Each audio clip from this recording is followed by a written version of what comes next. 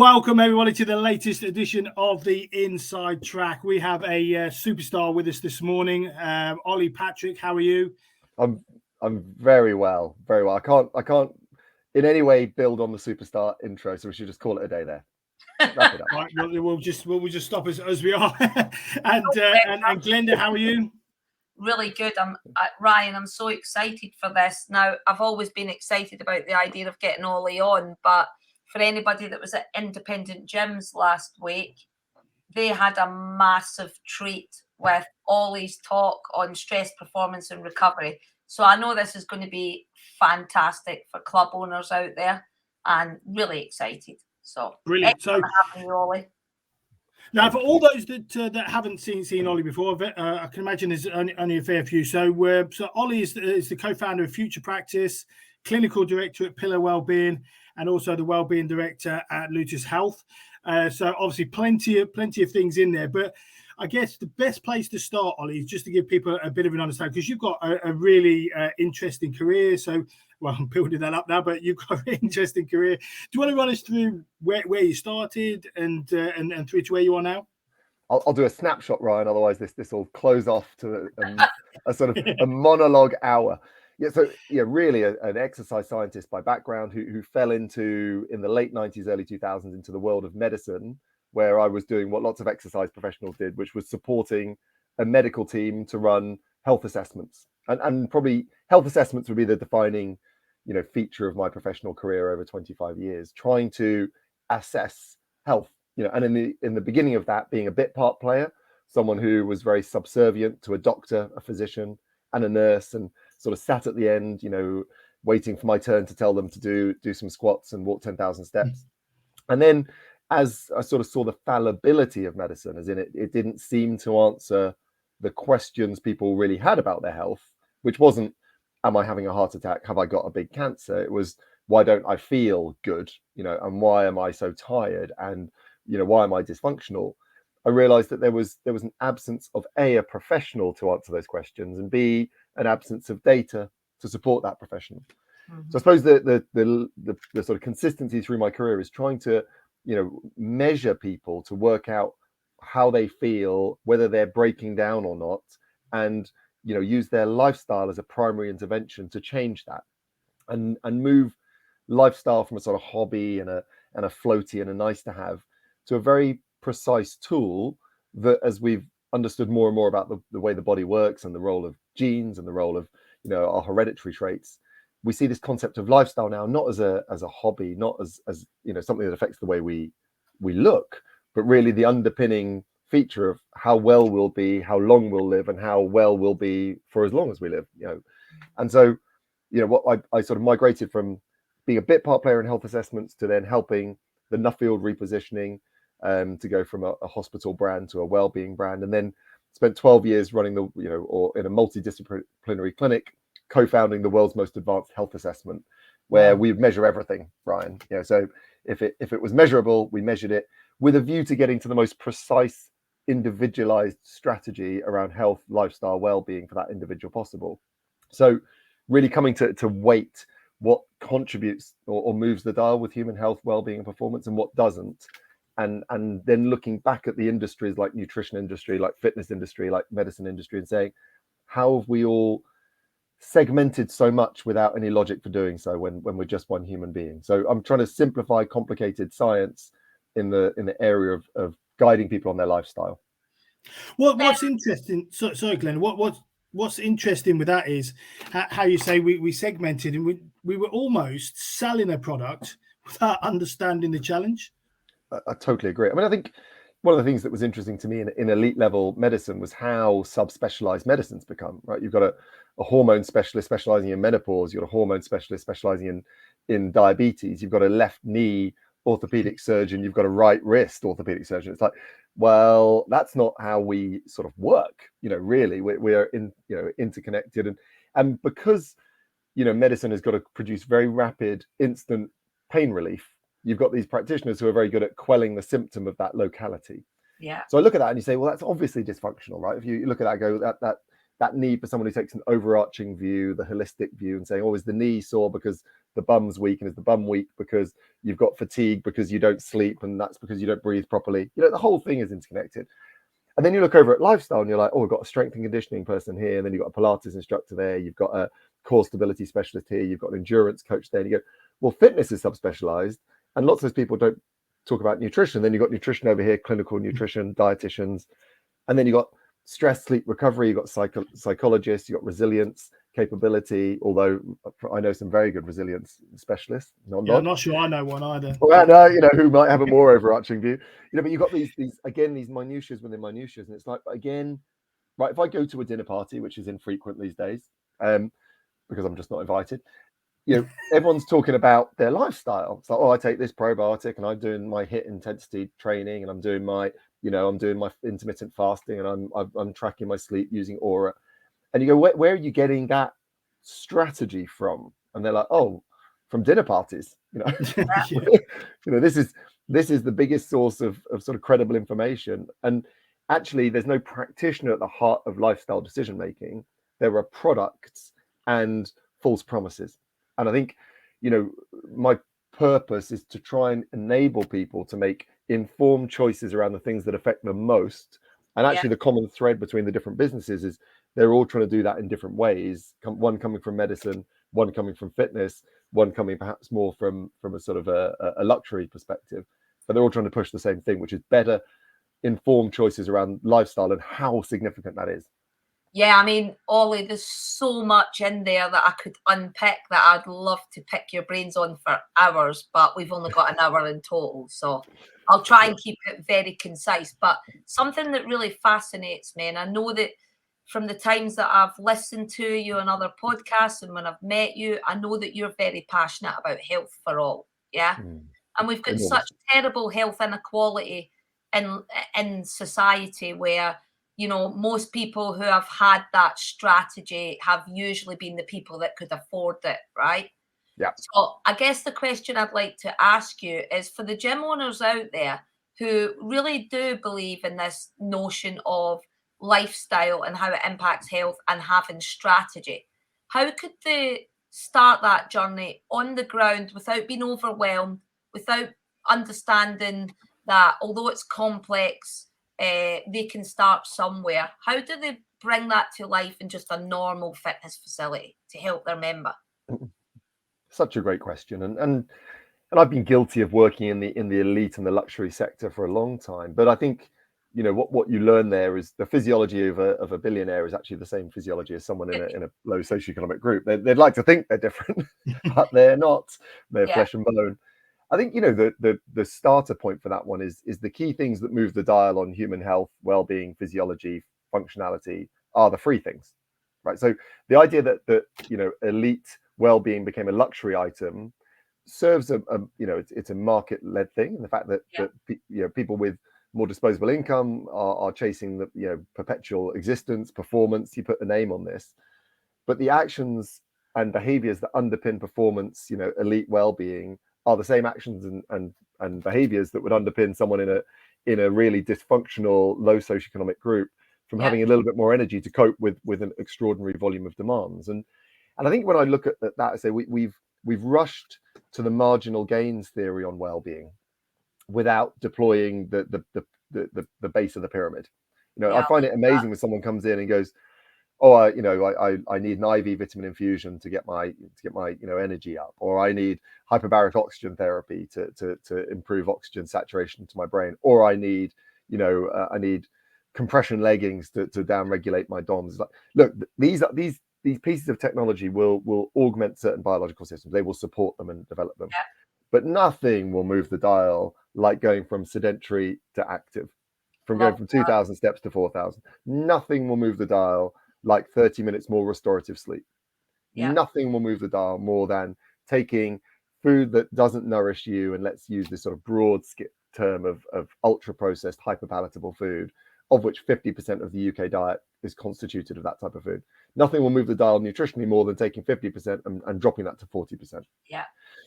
So what we've got to bear in mind is well-being isn't a luxury product. You can turn it into a luxury product, and there's a marketplace who want those marginal gains, and they want to either biohack, that phrase we use, or they want to push longevity science, and there's things that have good evidence in that space. But the person who's going to those interventions, who doesn't move in good quality and good quantity, who doesn't restore energy with good restorative sleep and good stress management, who doesn't hydrate and nourish, they're wasting time. You know, and it's like that person who says, I'm going to buy a $9,000 bike to be a better cyclist, and you're like, you know, wouldn't it just be better to do one more bike ride a week? Yeah, absolutely. Do you know what I mean? Well, yeah, I'm not sure that sort of extra few pounds that you lose that are on the on that carbon fiber bike really make that much of a difference when you're 16 stone going up the hill.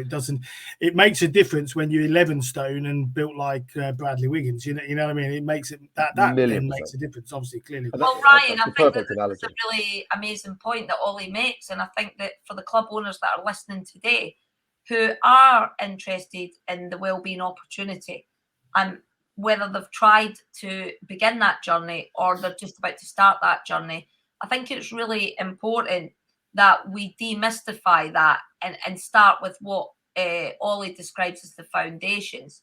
So, Ollie, just curiously, what advice would you give the club owner then of what are the key foundations that as fitness operators we should be really worried about? Because Ryan and I are talking all the time that the average club is still only looking at one aspect, which is physical. Yeah. And even then, it's debatable how much of it they look at. But what are we missing out on here? What are the key things that could really shift retention and attrition for these club owners? What should they be concerned about? I think there's two parts to that. I think it's a great question, Glenda. I think the first point is that if we pick the wrong benefit, right? Because, you know, we talk about getting fitter doesn't mean anything. Getting more well doesn't mean anything. You know, preventing disease doesn't mean anything, right? So the outcome metric of you must lead a healthier lifestyle is so amorphous and make no sense. What am I selling? So we're relying on some individual pain point being so significant the individual feels compelled to move, right? So they're so dysfunctional. They reached a point where they were so unhappy with their appearance, or they were so unhappy with their mood stability, or they were so unhappy with their injury predisposition, or they're so unhappy with X that they're finally broken, and now they're going to wander through the walls of a gym, right? So I think we have to position what the opportunity of well-being looks like with a slightly more mainstream language. So, you know, I would talk, for example, about available energy, not you know, hypothetical energy. Just, can I reduce your need for caffeine? Can I get you to sleep slightly quicker? Can I increase your propensity to recover from a cold and flu? Your real world expressions of where energy goes, because where lifestyle fits, energy follows. That's really, you know, a key aspect. So I think the first thing we need is a rebrand on what the benefit of joining us looks like, because, you know, not everyone's that interested in their aesthetics, you know, and the people who are probably already in your gym, right? So, you know, that 13.5% or whatever the State of the Nation report says, they'll find you. You know, the kids who are good at PE, the sporty folk, the aesthetically minded, they'll always circulate in and out of the gym environment, and we'll all continue to fight and nibble over them. The 87% of the interesting group, right? They're not there. They didn't like PE. They're not as fussed about how they look. But I'll tell you what, they get really bothered by the being, you know, ill for 2 weeks of the year. They get really bothered by the fact that mid-afternoon they cannot concentrate because their brain fog is horrific. They get really annoyed they've got no sex drive. And again, I'm not saying we go out there with, you know, get your libido rocking and pumping. You could. I've seen worse campaigns. I've seen worse campaigns. But, you know, we need to think of a slightly more accessible outcome metrics. That's point number one.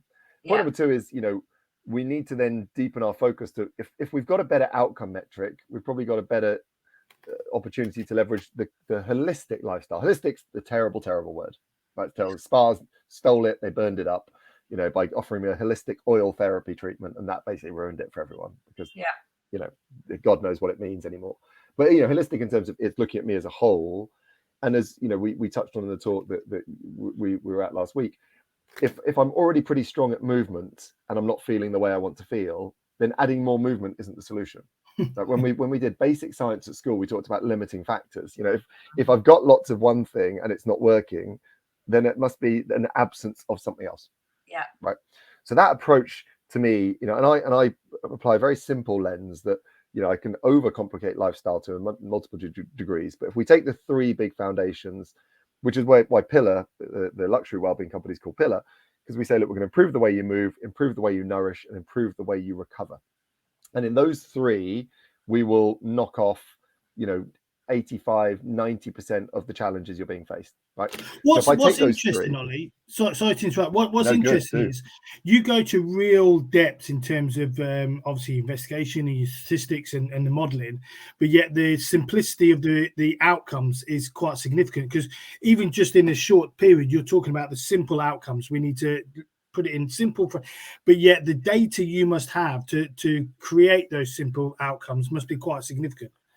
Enormous, so I could, when I was running a £15,000 health assessment, we might generate 2,000, 3,000, 4,000 data points. Wow. And the question there, everything from every single iteration of your gut microbiome, every blood parameter, neurological markers, hormone markers, physiological markers, respiratory markers. You got systems of biology that make me up: my cardiovascular system, my respiratory system, my digestive system, and you're quantifying all of them, because again, when we look at health, we're not binary. We don't work and not work. A system of biology. Let's take cardiovascular capacity, which can be measured through a fitness metric called VO2 max, right? Which is a way of working out who's the most cardiovascularly fit out of the three of us. If that system, if we had a highly enhanced level, would enable the person with the best level to be the best, probably 10K runner, best marathon runner, best swimmer, best cyclist. So we'd see a performance correlation from that heightened system of biology. If we took it to the other extreme and we said we've got a really low level of VO2 max, that would indicate who wouldn't make it out of complex surgery, who shouldn't go under anesthetic, right? Yeah. So, and we can apply that rule to all systems of biology, that we sort of have a 0 level, we have a minus 100, we have a plus 100. And medicine's interested in sort of minus 20 to minus 100. And elite performance is interested in 80 to 100. Yeah. And no one's interested in minus 20 to plus 20. Right. So when you take a linear system of biology, you quantify it. Now that's where functional medicine falls foul of traditional medicine, because they're like, why are you testing people who aren't ill? It's like, well, I'm not looking for illness. I'm looking for the functionality of a biological system. And then I'm going to go, look, I'm not going to say that because you're minus 20 on your digestive system, that's the reason you've got IBS. What I'm going to do is say, let's apply some strategic interventions that improve the working of that system and see if the symptoms come down. So I'm not going to be causative. I'm not going to say A equals B, but the better a system works, the less likely it is to fall over. Yeah. And again, coming back to the actual question, when you look at all those biological systems, all those data points, and then you just go over here, oh, let's move the person from 3,000 steps daily to 5,000 steps. Name me the biological system that doesn't improve. They all do. When I move more, I've got better gut motility because I was designed to jiggle. When I move more, my nutrition naturally improves a little, my sleep pressure builds, and I fall to sleep with slightly more ease. So you get this cascading effect, and you're like, oh my God, and the more you do that, Ryan, so the more you test everything and then you change one thing, the more you're like, oh God, we have misrepresented movement. Oh my God, we've misrepresented nourishment as my nutrition is a way of controlling my weight. It is a way of supporting all these critical biological systems. Oh my God, we've undervalued sleep. Yeah. Right? And we're seeing a bit of a narrative coming up about that. But so what you've got is, why would I spend all my life measuring the ripples of the stone in the water? Why don't I just go to the stone and say, if the ripples are too big, I want a smaller stone. And that really comes down to, I want quality movement, quality nourishment, quality recovery. So coming back to the gym landscape, I've got to understand what quality looks like in those three domains. And then I've got to say, have I got a cultural and technical capability to coach individuals across those three? Well, I was going to ask you about that, Ollie, because I think what jumps out to me is that we've mainly operated in the move domain. Yeah. And I think you're absolutely right as well. People that were already moving and not the actual people that need it the most, which is the people we've never captured. But I think that what you're alluding to there, for me, is a big, big question about the technical capability. What education do you think the sector needs, or the club owner out there, to go on the wellbeing journey, even if we simplify it to move, nourish and recover? What's the base education that you think the sector's going to have to invest in? Just a good question. I mean, I have a skin in the game on that question, and the fact that what was interesting to me across the three was, again, if I take the existing gym population, they're already moving probably, and they've understood movement. So if I want to add value to that group, they already probably understand a bit about nutrition because they've been told to count their macros, or they've been told to take creatine monohydrate or inject, testosterone into their eyeballs, whatever it might be. They've been given some nutritional intervention, and that will probably be adequate, potentially misdirectional, but maybe adequate. But the area they had no input on was recovery, and that would be really in brackets how to downregulate stress, how to improve sleep depth, and how to downregulate unnecessary inflammation. I'll take those three sort of areas. There's more in there, but those key three. So I created a training academy to say, look, if you're someone who's, and pitched it probably not at that base level immediately, but said, if you're someone who's getting frustrated because you're not unlocking the results you'd expect to unlock, and you've really killed those two domains, it's probably because you haven't killed the third. And the third is, as you and I both know, there's scope of practice that can be deployed within that, Glenda. So people think recovery or mindset is a completely untouchable area because there's clinical professionals. But again, I'm coming to the pre-clinical level. Absolutely. I think that's really important that we encourage that. And just to give I know the people that were at IG got an introduction to this, but you do a huge amount where the focus is on coaching with use of data. And I think I'm right in saying that you use technology like FirstBeat. I do. How can clubs use the data with coaching within their facilities? Because we're used to understanding about a personal training coach. What about the person that is the recovery coach? What would that look like? Can you tell us a wee bit more about what that looks like in practice? That's a great question again. I think we live in a data-less environment. I think fitness believes that attendance is a good marker of success. How many, and again, I poked the bear a little bit. How many members got fitter last year? Oh, we had a 16% attrition rate. Sorry, misheard the question. Yes. How many members got fitter? Because you're a fitness facility. Oh, we don't measure that. So when the government comes along and says, "Oh, we're going to close gyms during COVID," what's our evidence that we're impactful? Our gym improves VO2 max by 6% on average, and we know that VO2 max of 6% would mean this benefit, this benefit, this benefit. My gym improves nourishment by this degree. My gym decreases body composition by this degree. We got no outcome measures, and collecting them can be arduous and laborious, and not every consumer is asking for it. But I think the first thing we have to bear in mind is we don't measure some degree of success. It's very difficult to turn around and go, we're effective or not effective.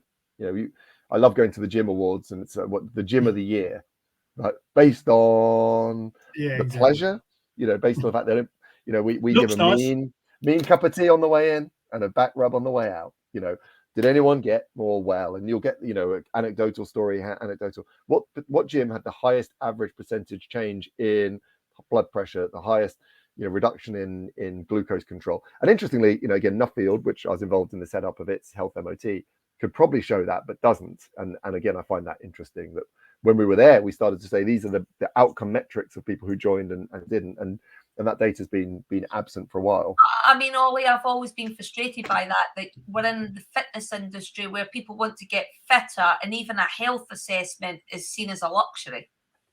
Totally. And again, when actually a basic health assessment should be absolutely part of the member journey, so that you can show distance travelled and actually demonstrate to our customers why they need us, and even if they exercised at home, why that's maybe not as effective as coming to work with professionals like us. When I joined the industry, Glenda, well, God, I'm showing my age now, 98, and this was at Spirit, so it was a small, hotel, Forte Post House gym. Right. We did the full bike test, I can't remember exactly what you call the bike test. We did with the weights, we did that, blood pressure, heart rate, we did a proper submax test, got them in there, did those sorts of tests, and if their blood pressure was high, they went to the doctor. We did all that before they were allowed to even have a program written. And for some bizarre reason, since the sort of mid-90s to now, that obviously we brought in the health commitment statement, which meant they took responsibility for their health. We didn't take any measurements anymore because too many people were being sent to doctors. Doctors were getting annoyed. Members were getting annoyed. They couldn't start straight away. So we took that barrier down. But ultimately, what we were doing was taking all those metrics down to sort of go, are you fit? Are you well? Are we managing? All the things you're talking about, Ollie, we took away because it was too much like hard work. $1,000,000%. I think there's two parts to that. Yeah, and again, I think lots of people who did that are still in the industry because they lots of those founding fathers in the sort of 90s, 2000s have gone on to stay within the industry, and we were trying to understand whether we were effective or not. And then I think it sort of stems back from the woman who spilt the hot coffee on herself in McDonald's, and it was like, all liability is transferred to the operator, and as you say, the health commitment statement came in. I think the danger is we have to define what a health assessment's doing, because I'm not trying to assess your health, right? So the minute we say we're doing a health assessment, we're confusing. So am I screening for disease? Am I looking for markers of ill health? Or am I looking at markers of your functional physiology to see if I'm moving the dial? And so I prefer even the word health, definitely, and I prefer, because the risk profile is lower. I can not create too many false positives into medical referrals, as in, I've got a raised blood pressure, go and see a person. And there's nothing worse, right, than sending someone with high blood pressure to a specialist who can't help them from a center that could solve that problem. Yeah, absolutely. So particularly that mid-range hypertension, it's a mad referral. So I think curating the right test with the right tone of voice still has a critical value. We've got to also bear in mind there is a data layer that's gone direct to consumer. So again, your average person in the sort of quantified self realm will have steps, sleep cycling. They'll have a marker of aerobic fitness, a VO2 max equivalent. They'll probably have some body composition scales available to them. They'll probably have some degree of stress body battery, like a Garmin. They'll probably have some degree of. So that data is out there that would give us some insight across: do they move sufficiently? Do they sleep and rest well? Data is still very difficult in the nutrition domain, because what is a good cellular marker of nourishment? But I do think some kind of understanding of the key behavioral factors in diet, i.e., did I hit my protein? Did I hit my fiber? Has legacy, right? Because if I take that ultra processed hyperpalatable diet, the removal of two things is protein and fiber. So the addition of those two things gives me a good bedrock to say that I don't want to avoid nutrition unless I'm a clinical nutritionist. I want to say, don't go and see a clinical nutritionist if 50% of your diet is cereals, fast food, processed pizza. It just doesn't make any sense. And don't go on some high-end supplement regime until you eat 5 portions of fruit and veg. Absolutely. And if you can't, then again, we have different iterations.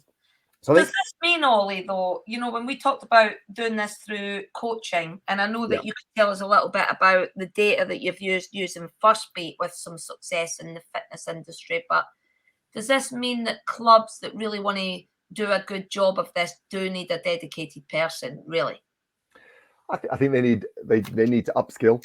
I think if they don't upskill, you just become a movement center, and you'll miss the Wellbeing bus, right? And that's not to say that there's not people who are going to want to go to a movement center, right? So we've got a much more health literate Gen Z, population who can come into a big box operator and throw some tin around, I think the kids call it, and they know what they're doing. And then they're not looking for the curated Wellbeing journey, perhaps. The question is still about the baby boomers, the aging population. Who's going to deal with these people who have disposable income, are dysfunctional, have a poor health literacy, as in understand the actions and behaviors, and are at the moment not going anywhere? Right? And they're going to, you can say, well, that's a business opportunity, or you could flip it and go, if someone doesn't sort these people out, they're going to sink the NHS in the UK, because their lifestyle disease. We're already seeing the impact of type 2 diabetes, which correlates with obesity, and then the secondary cost of amputations and blindness. If you think that the scarcity of services now is bad, give it 20 years on the current trajectory and see what's left for everyone else. So there's a public sector piece to this as well. Absolutely. I think if you look at the current gym market and say, if you want to become a Wellbeing center, you need to add that third domain, which is some degree of understanding on recovery, and the low-hanging fruit there is sleep. It's quantifiable. We know roughly what good looks like. And so everyone gets nervous to talk about sleep because they're worried about insomnia, and they're worried about, sleep conditions like sleep apnea. Again, why would someone not have checked, caffeine use, alcohol use, blue light use, consistency of sleep wake times? Just a basic principle. And they won't have done that. But, I again would say to an operator, small or large, have you got consistency in the way you program? Right. So if someone comes in with this particular need, is there consistency in programming? Because that has to be. And if you haven't got that, then sort of God help you. And you may or may not know the guys at Marchon, Ollie and Jens, who are so dedicated to consistency of programming that you'll get a similar philosophical and technical approach wherever you go. That's lovely. Then you say, right, now the person's raised a nutritional question. Have you got consistency of nutritional approach? My first job is to, clear up the nonsense, give you some basic guidance, and then refer up if I feel there's a clinical escalation. Yeah. Third thing, have I got a consistency of sleep approach? And of course they won't, because no one has, right? So they're leaving those discussions to the whim of the individual. There's no standardized training in that. There's no standardized language on that. There's no scope of practice. There's no red flag escalation. So the purpose of Future Practice was to create a framework around sleep and stress that enabled pragmatic lifestyle discussions on a gym floor that would broaden the impact of your lifestyle coaching. Now, I guess it's not an easy thing to bring in the sleep and recovery side of it, because I guess nutrition's very easy. You write diet plans and you can sort of say, this is what you should eat, this is what you shouldn't. Obviously, training, you write a program, they come in, they hammer the weights or lift the tin, as you said, and there's physically something to do. And I guess sleep sort of sits slightly outside of that. So I guess it's sort of going, well, how do then you, because obviously everything that you do with the sleep and whatever is at home, isn't it? It's not something, unless you become like those Japanese workplaces where they all have chairs that rewind and they have a sleep at work, but that's a different thing. But I guess from that point of view, it's easy to control nutrition. I mean, we still do it badly in a lot of places, but nutrition and fitness, it's easy because they can be in your center and you can almost dictate what they do. Sleep, people don't understand, do this. So I guess it's how do we take that sleep, that third pillar, and go, okay, this is how we implement it. I agree. I think it can be as formulaic as the other two, actually, Ryan. If you follow a process that says, let's start with the building blocks. So again, the first thing I'd want to do is understand the mechanism of sleep, and then uncomplicate it. People go, I can't sleep, and you're like, well, you had your last coffee at 6 p.m. You had a glass of wine when you got home, and you watched, Dharma on Netflix, eating people 12 minutes before you checked the 24-hour news and saw that a bomb had gone off in God knows where. And they're like, I've got a sleep disorder. It's like, I'm not sure you've got a sleep disorder. You've got, and again, not everyone does all those things all together, but there'll be some iteration of things. So you can process flow that and turn that into a product. I think that the flip of that is if I start to get you fitter and I start to get you more nourished, we're on a slow burn, right? We're going to be 6 weeks to meaningfully move the dial on physiology. 3 months is our time to start taking retest measures. I clear up your caffeine, alcohol, light exposure, some other mindset. That's a game changer. 2 days, you're going hallelujah. So two things: it's more immediate, and secondly, you will love me more because I bring immediate energy. The other things bring slow burn energy, but so you have the chance now to create a different type of relationship. So feeding on that point, Ryan, it's not transactional in terms of I do it every time I come and see you. Now I'm selling you membership to Ollie Patrick because I'm looking after you. So bring me your data.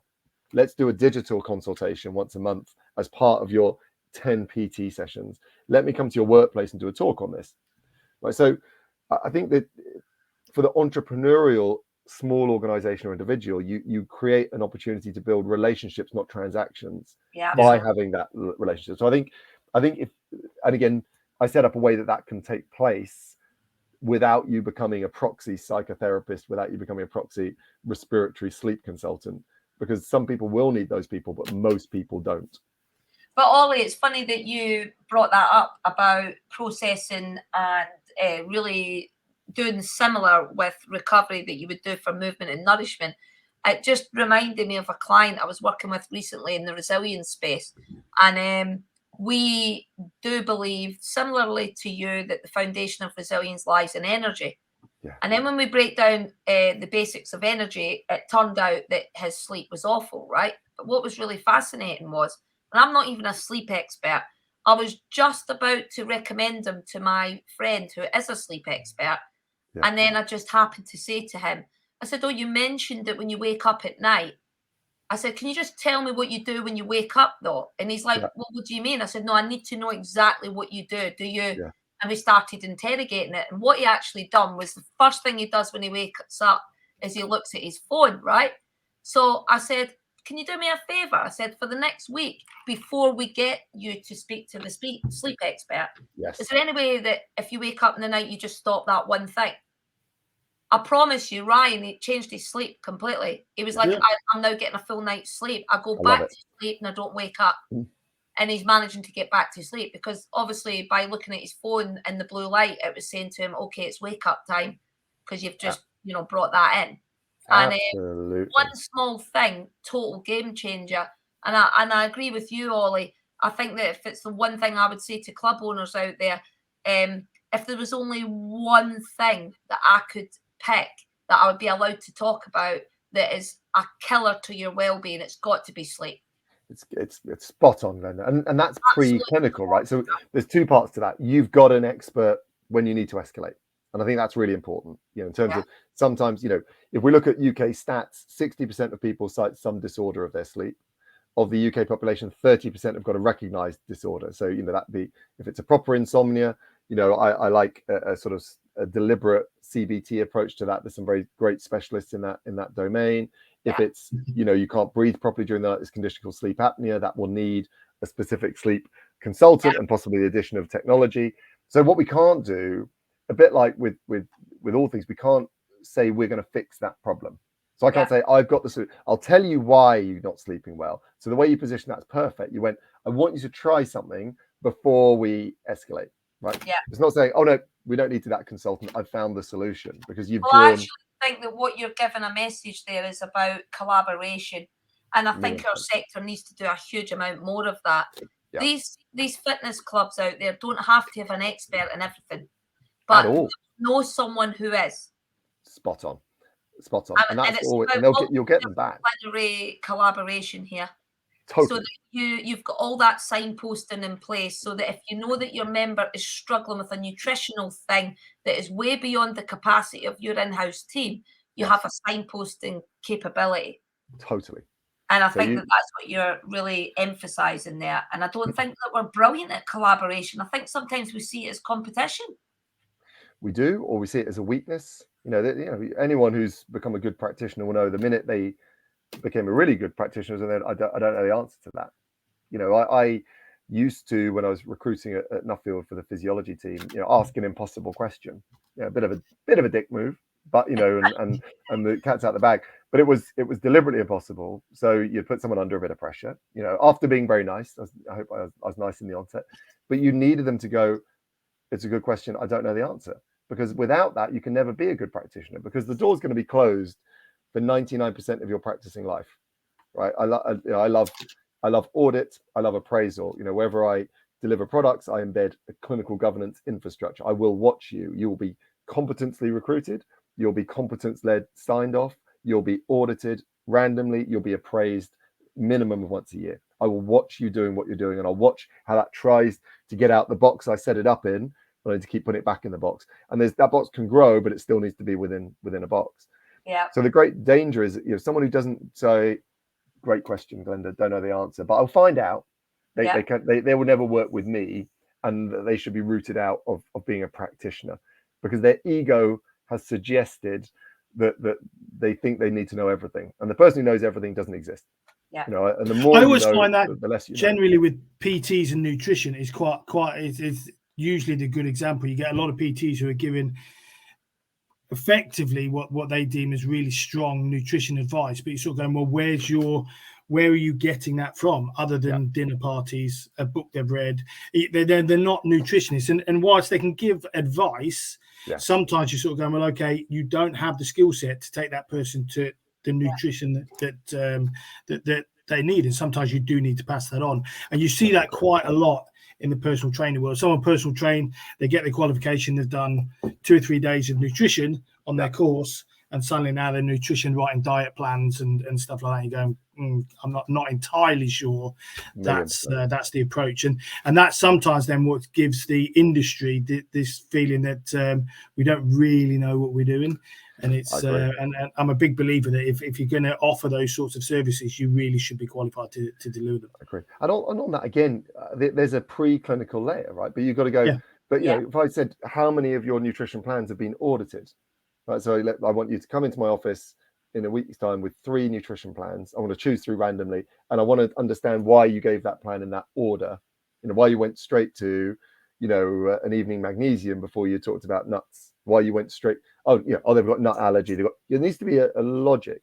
And but if you haven't given a framework, you can't audit, right? Because they'll be like, well, you didn't. There was no skeleton against which you determined effective or ineffective. So the idea that someone does a 6-week PT training course with nutrition included, gets passed into a gym floor, and then is left alone, we're never going to be a credible industry. That's we the bottom absolutely line. Take mentoring and coaching much more serious. I mean, I know that the club owner out there might be tempted to think that this is all beyond their resource capability and it's all expense. But it's unbelievable the amount of people out there that can reach out to a mentor or could do a trade where you coach me on nutrition and I'll coach you on some PT. 100%. And, just working together on CPD within the walls of the facility. And I think that, again, that's an amazing message. Ollie, I guess what I'd like to ask you, because we had First Beat on the other week. Yeah. And I know that you're someone that actually has used it in the fitness industry to help with recovery. Can you give us just a little bit of an overview of how that works and how using some of these products can be a good support to the business? Totally. So yeah, First Beat is a Finnish-based heart rate variability tech, as people will know, which gives you insight into stress, load, sleep, and recovery. And again, if we think of recovery broadly, as I would, as the biological processes that restore energy, really, two great opportunities to restore energy is when my autonomic nervous system, you'll have covered it a little bit, I'm sure, in previous with First Beat. My autonomic nervous system regulates, my internal environment based on what it thinks I'm about to do. So if it thinks I'm about to be in an engaging, potentially threatening scenario, my physiology accelerates, and I see the activation of the sympathetic nervous system, which can also be viewed as energy out from a human battery point of view. If my body recognizes the opportunity to digest or rest or sleep, then the nervous system that slows down biological processes should engage my parasympathetic nervous system. And the human machine is sort of designed to oscillate between ready for danger, ready for food, ready for stimulus, ready for recovery. And heart rate variability as a technology, which is the beat-to-beat variations on heart rate, gave us the ability to quantify which nervous system is dominant in human physiology at a moment in time. So First Beat is an ambulatory heart rate variability tech that effectively is going to give me a landscape of how often my body's ready for threat, how often my body's ready for rest and recovery. And it will do that over a 3, 4 day, 5 day cycle. Now that's really, really interesting, because again, when we're trying to understand why stress has risen to be this sort of arbitrator of all modern disease, because it's so interesting when you go, oh, disease is correlated with heightened stress. Of course, you get the mental health bracket, but then you go, oh, stomach ulcers, that's interesting, and bowel cancer, that's interesting, and type 2 diabetes. And you're like, hang on, how does me thinking the world is terrible end up as these consistent physiological pathologies, right? Diseases. And so, again, a hypothetical mechanism is if someone is too often ready for stress, then their physiology will have inadequate parasympathetic tone, i.e. digestion, i.e. energy restoration. And that has both direct physiological and behavioral consequences. Behavioral, I crave sugary foods. Behavioral, I'm more lethargic. Behavioral, I'm a bit more of a dick and I might break up my marriage. Physiologically, less perfusion of blood to my digestive system, higher circulating blood glucose, higher circulating blood pressure. So it's a double whammy, right? This system imbalance affects me directly and indirectly. So First Beat gives you that schematic that says, look, here I'm looking at you, Glenda, and I'm saying, these were the 4 days you've just run. Did your body spend more time ready for threat than I would have anticipated based on what was going on those 4 days? And then I have to draw assumptions, as we do in all things data, and I have to extrapolate. If that is the case, then what might be the secondary impact of that, again, behaviorally, physiologically? And my professional experience in using heart rate variability for 20 years plus now, from right when it was like I could measure you for 2 minutes, now to be able to wear these things for continually with Whoop and Aura and other iterations, is the physiology of the traditionally dysfunctional person has inadequate time spent in parasympathetic tone. So we're on a snapshot podcast, so I can't justify these things. There's a talk within a talk within a talk on that sentence alone. Yeah, absolutely. But if I take a null hypothesis that the modern world as being cited now as anxiogenic, right? We talked before we came on about 24-hour news cycles, you know, and the stress of the world. What we've got is everything around me today will tell me to disengage my parasympathetic nervous system. Yeah. Everything. Well, and it's be funny, slightly ready. because in all the work I do in resilience, we talk about this not time in the regulation area of soothe. Yeah, soothe. Perfect. And this is just this is referring to what you physiologically are talking about with the parasympathetic tone. But we talk about it with Gilbert's regulation system as, you know, the drive, achieve, threat, and soothe. And we're not people who do much soothing anymore. And that's the perfect synopsis, Glenda, right? So, and the world has suggested soothing is for weak. Soothing is the absence of drive. Soothing is, you know, you're not in the 5 a.m. club. And you know, and we've never, you know, there's sort of argument. I'm not in 5 a.m. club, by the way. Good. I mean, I can't think of anything worse than the 5 a.m. club. But principally, you know, I just can't, because I love sleep and I value what sleep does for me. So you asked me to get up an hour and a half earlier than I'd naturally want to. I'd say it's got to be hard, cold cash. You know, there needs to be money on the table for a 5 a.m. up. Oh, dear. But I think within that, you've seen the proliferation of activities that do drive that soothe, you know, that instigation of parasympathetic tone, meditation, breath work, cold water immersion, mindful eating, you know, play, pleasure. And we see that sort of pop up as the well-being industry, but no one links the pieces together and actually going, do you know what else is soothe? Is low intensity cardiovascular exercise or strategic aerobic exercise. What else is soothe is forest bathing, like walking in green. What else? So this activity sits very much into what else is soothe? Chewing, you know, fibrous foods that I have to chew. Absolutely. Right? If I don't have fiber in my food, a la the modern diet, I don't need to chew it. I don't need to engage my digestive system. You can go to very expensive European health retreats and they give you some stale bread in a glass box and you chew your way out of that room. Basically, it's like a rat in a maze. And you come away and you're like, that was 20 grand well spent. You know, I feel amazing. Wow. Listen, give me some stale bread and a view over the lakes and the mountains and an absence of phones, absence of stimulus, you know, regular sleep time, regular physical activity. You've got yourselves a retreat, right? A really good one as well. So I think, the thing that we do terribly, Ollie, across not just the fitness industry, but the well-being industry, is what you do beautifully, and I'm so glad we got you on, is a lot of what people think is fluffy is absolutely not fluffy, but we haven't sold it in the way we should have. Agreed. We haven't given people the information and educated people. And it's very much why we weren't supported during COVID. You know, we could not prove to the government that we make any form of difference. And that's something this industry has to really consider and think about. I totally agree. And I suppose my blessing is I have proved these things in that I've measured everything. So I can speak with absolute confidence about these minutiae that have been put down into, you know, how can I pick from the thousands of things that I'm being told are good for me? And the challenge here again is no singular action or behavior is totally good or totally bad for you. It's the context. So that makes well-being really difficult. And a product's going to say, I'm a panacea. You do this and you're well, and you take my thing and you're well. Nothing does that. You know, it does it if it's your limiting factor, right? So you get the person who comes on Twitter or Threads, I'm so up to date now, and goes, you know, I took a B12 injection in my bum and I feel $1 million. And you're like, well, your volume of B12, this vitamin, was low. And so it was your limiting factor. The next person who's got fatigue disorder because they've got a dysfunctional relationship and, you know, and they drink alcohol to fall asleep, B12 just pees out the next morning.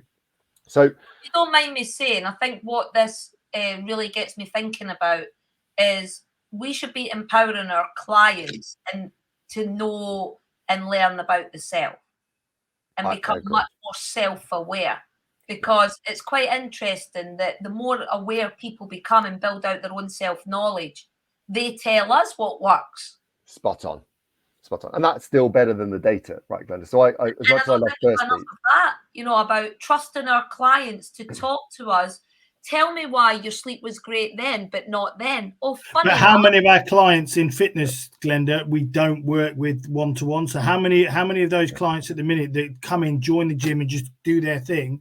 And I think, take the big box clubs out the equation for starters, but even in the smaller independent clubs, a lot of these clubs are signing people up, quite often not even doing an induction or any way of building that connection. that person's training. So I guess to start with, we've got to find a way of creating those connections so these conversations can start happening. That's probably one of the first places to start. How do we put in place touch points that allows that client then to, whether that's an induction, whether it's we sit down and do a review every month, whatever they are, it's finding that way of going, okay, we need to understand that person, because like Ollie said, everybody's different, and then what their touch point is and what their indicator is going to be different. Like with the vitamin B12 thing, do you know what I mean? Everybody's different. And so we've got to have those touch points. If we're not having those, it really doesn't matter what they wear or what processes or what understanding we have. If there's no communication going on, there's no intervention going on. So there's nothing we can do. And that touch point being supported by data, Ryan, I think there's a real product there, and again, and it's a much simpler product than people might think. It just has to be slightly formulaic. Are these behaviors absent or present across those three domains? And if the individual wants a benefit, you just have to build a correlation between the thing that they're not doing and the benefit, and the thing that they could do and the benefit. You need to add one, take one. And where would they look for something like that, Ollie? So you know what I mean? Going for gym owner saying, where would I go? It's not my area. Where do I find that sort of thing? It's a challenge. It doesn't exist. So I say it's easy, and then I sort of don't provide a pathway, which I'm aware is not a brilliant move. So I'm making a course that does the lifestyle audit as a product within the Future Practice Stress Resilience course. We do a stress audit. So if you've got the idea that you've got the movement pretty sorted and you've got the nutrition sorted, these are the actions and behaviors that would most support dealing with stress. There's a formulaic way of doing that domain, but I haven't put a unifying one together. But that is in our course production. Well, I guess because I'm just conscious of time, Ollie, for the people out there that found it really fascinating and understand, I think that for a lot of people, they might just be really reflecting on the opportunity that is there to do more for their members. And we know that our club owners care about their members. They don't intentionally go out to not give them a good good outcome people and a good product, right? Yeah. So taking into account that, we have resource implications, we have got this education challenge, upskill challenge, what would be, and I'm going to put you on the spot because I know you can do this. I've seen you do it. I know that you what you don't know is not worth knowing, but what would be 3 basic pieces of advice that you could give a club owner to just explore this journey more and see what would be the advice that you could give that would give them a couple of quick wins? I think within their existing scope of practice, they have to be as fixated and fascinated by movement levels outside of the gym as much as activity taken inside. Love that. First and foremost, have to be, right? You can't win on 3 PT sessions a week. You've got to move, and I've seen that a million times.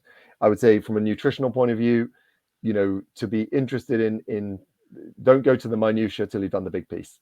Can you clean up the diet with adequate fiber, adequate vegetables, and sell that as a benefit above and beyond body composition and aesthetics? So what could that look like, Ollie? What would that look like? You could get people doing MyFitnessPal, and you could set yourself very basic, minimum protein, minimum fiber target, and you don't do minimum. You do, if you're not feeling the way you want to feel from a digestive or an energy point of view, I'd like to see that average protein intake of 0.7 grams per kilogram go to 0.8, and here's some food ideas over that, and I'd like that 6 grams of fiber to get to 8 grams of fiber. So marginal. We don't go, if you're eating 3 grams of fiber, you've got to eat 30 grams of fiber. Yeah, I get it. So I think some degree of listening to where they are and moving them from where they are just a step forward in movement and nutritional quality are 2 very low hanging fruit. And then I'd say, get your annual budget out, buy my course. I love that. But, the challenge I've got is I priced the course at 350 quid. Is that it? Because I wanted it. Yeah, because I wanted it to be a mainstream product, right? So when I delivered this one-on-one, it was a couple of £1,000s for 2 days. I didn't want it to be a luxury product. I want it to be I want it to be the new narrative across the fitness industry. And the fitness industry is sort of saying, well, what's the product? What's the product? And I'm like, you have to sometimes understand your knowledge gap before you build the product. Don't start with the product and then try and fill your. Absolutely. So I think, to me, again, there's a desire. The course is doing all right. It's not gone mainstream, but I've got to then go high price point because all the luxury operators want it. Yeah. And they're like, well, and they'll pay a couple of grand a person because suddenly they can sell lunchtime talks, stress resilience consultation. They can do first beat analytics. They can run cortisol testing. So you open up multiple commercial avenues. I don't want to do that, but it's got, at some point, fitness operators have got to go, we don't understand recovery. And if we want to be a wellbeing provider, we have to. Now, whether it's my course or someone else's, you've got to buy insight there because Absolutely. you're not going to get it. So, I'm not a salesman, but I can't have someone ask me again, what's a wellbeing product without understanding wellbeing. And if you understand movement, nutrition, and stress and You'll sleep, build your product. I think then you build your product. Absolutely. But don't come for the product. Well, because you'll understand it. That will fall into place. But I think that you've beautifully articulated the need for our sector to upskill, invest in education, and really you've raised the awareness of that huge opportunity that exists. And I could speak to you, Ollie, for weeks and I wouldn't be bored. You would be. I could with you both. But again, it's been a joy to meet you both in person recently, as well as following each other online. So I think we're kindred spirits here because we're pushing for better autonomy. We're trying to create, and as you mentioned it again, Glenda, individuals to be able to control their health destiny much more. And the idea health is something that happens to me. We've got to shatter that illusion. Health is the sum of the actions I take. But at the moment, most of those actions, be it the way I think or the way I move or the way I nourish, are taken with poor quality understanding of the repercussions of them. And I think that's a lifelong journey for all of us, probably. Absolutely. Now, one final question before you go, because we're nearly done, and we ask it to all of our guests, Ollie, in terms of what motivates you to do what you do. Now, generally, we try and say not family, because that's a given for most people. But you're welcome to say that. I mean, my dad is my big inspiration. He's got quite an interesting story. But what motivates you to do what you do every day?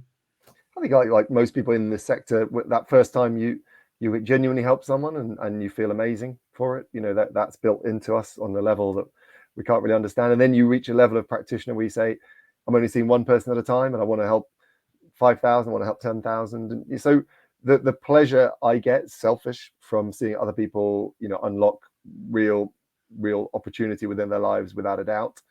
Professionally, doing something that I did struggle just looking after high net worth individuals, and my wife works in a very edifying job. She's a legal aid lawyer helping people with mental illness she represents them when they've been sectioned and helps them. So so she does the sort of moral piece, but there's a sense of you want to contribute something. So I want the language in the gyms to become something that does work on that socioeconomic layer we talked about earlier, where an individual who hasn't got the means and the money can still make the very most of the opportunities that present and enjoy a rich life. Because what I've seen from high net worths is they're no happier than everyone else. In fact, there's obstacles to happiness at that high net worth level. So I think that's the other contribution. But my working practice is built around my twins. I've got two 10-year-old twins, and I know that when the end of days come, what I'll really reflect on is how much time I spent with them through their developing years and the time I spent with loved ones. So I can't be all about well-being. I think it's meditation, it's kombucha, and it's cups of tea and whatnot. It's about the quality of the relationships that you build and harbor. So it's funny, and we could start again, but it did make me think that why does not every club in the UK just measure perceived stress and life satisfaction? It's only 10 questions. And it's so reliable and so good. Such a good measure. Life satisfaction is a great measure. I'd love to see some of these psychological measures come into, but that's for another time, Ollie. Well, let's get Ollie back on again.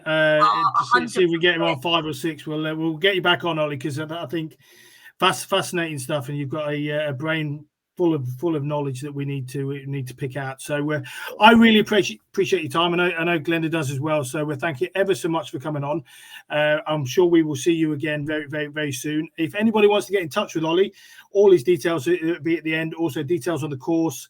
For that sort of price, I think every man and his dog in our industry should be jumping on and taking advantage of it. So appreciate your time this morning, Ollie, and we will see you very soon. Absolute pleasure. Thank you both. Thank you, Ollie. It's been a pleasure. Bye.